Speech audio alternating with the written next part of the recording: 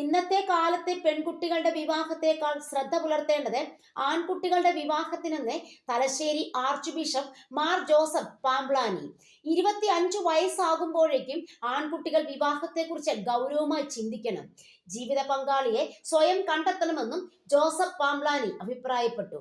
ചില തെറ്റായ സദാചാര ബോധങ്ങൾ തിരുത്തി എഴുതണമെന്നും ജോസഫ് പാംബ്ലാനി പറഞ്ഞു.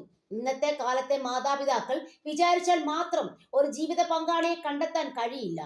ആൺതലമുറ ജീവിതത്തെ കുറെ കൂടി ഉത്തരവാദിത്വത്തോടെ നോക്കിക്കാണണം. ചെറുപ്പക്കാർ അവരവർക്ക് വേണ്ട ജീവിത പങ്കാളിയെക്കുറിച്ച് സ്വപ്നങ്ങൾ ഉള്ളവരാകണം. ജീവിത പങ്കാളിയെ യുവാക്കൾ സ്വയം കണ്ടെത്തണമെന്നും അക്കാര്യം മാതാപിതാക്കളെ അറിയിക്കണമെന്നും ജോസഫ് പാംബ്ലാനി പറഞ്ഞു. ആൺകുട്ടികളുടെ കാര്യത്തിൽ പല മാതാപിതാക്കൾക്കും അലസ മനോഭാവമാണെന്നും ജോസഫ് പാംബ്ലാനി പറഞ്ഞു. അവൻ ചെറുക്കനല്ലേ, അവന്റെ കാര്യമങ്ങ് നടക്കും എന്നാണ് പറയുക.